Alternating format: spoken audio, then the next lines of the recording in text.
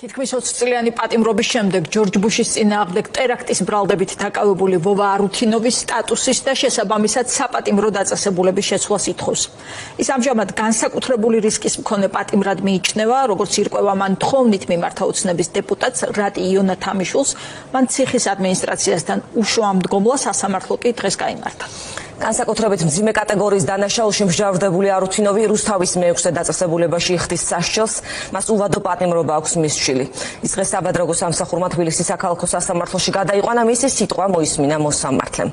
გადახსრებთ, არუთინოვი სასჯელს იხდის 2006 წლიდან, რა უთხრა მან სასამართლოს და კონკრეტულად რა თხოვნით მიმართა ოცნების დეპუტატს, რა როლი აქვს ამ პროცესში. მმართველ პარტიას სალომე ბოკუჩავასგან გავიგებთ უფრო მეტ. სალომე, გისმენთ.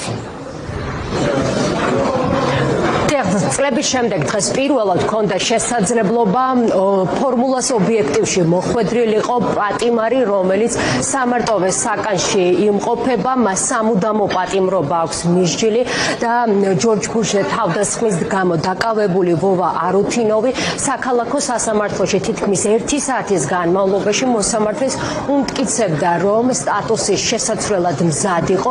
მოგეხსენებათ, ის სასჯელს იხდის განსაკუთრებული მძიმე პატიმრების დაწესებულებაში, ამბობს, რომ აუცილებელია მისთვის სტატუსის შეცვლა, იმისთვის, რომ შეიცვალოს დაწესებულება და დაიწყოს სამეწარმეო საქმიანობა.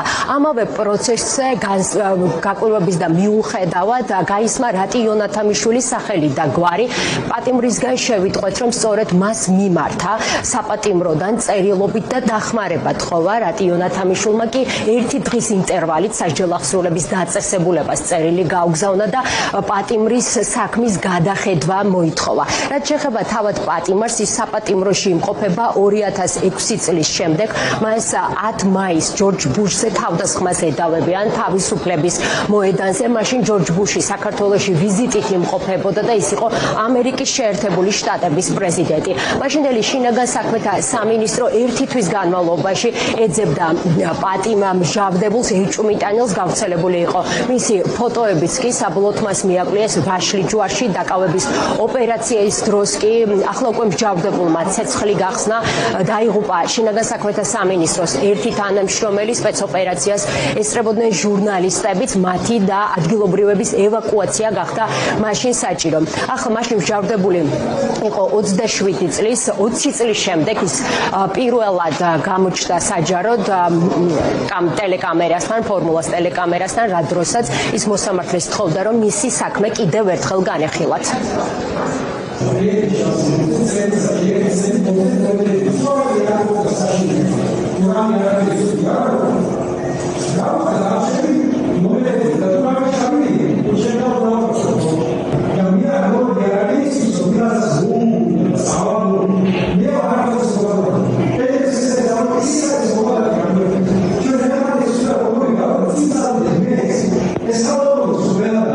სწავლებული ითხოვს რისკის დონის შეცვლას. არსებობს 4 რისკის დონე: დაბალი, საშუალო, მომეტებული და მაღალი. მას აქვს მაღალი რისკის დონე შეფარდებული და ამიტომ მაღალი რისკის დონე ყველაზე შეზღუდულია და ეს შეზღუდვები რომ მოიხსნას ის ადასტურებს, რომ მე არანაირი იმის საფუძველი არ არსებობს, რომ მქონდეს მაღალი რისკი, ვინაიდან სოციალურ პროგრამებში იღებს მონაწილეობას, განათლებაში, უცხოენა, კომპიუტერი, ხეზეკვეთა და რა ვიცი, 1000 რაღაც ამზადებს პროდუქციას, თავისი სპს შექმნა და რაღაც საიდუმლო დოკუმენტების საფუძველზე, რომელიც თურმე არსებობს და არც ჩვენ გვაცნობენ და არც მას ამბობენ, რომ უნდა ქონდეს მაღალი რისკი. მიმართა რატი იონათამიშვილს, რომ მომაწვევებას მომეხმარეთ იმაში, რომ შემეცვალონ რისკის დონე და უпростоრად სამეურნეო სამსახურში დაიწყო მუშაობაო და იონათამიშვილმა გადაუგზავნა დეპარტამენტის დირექტორს და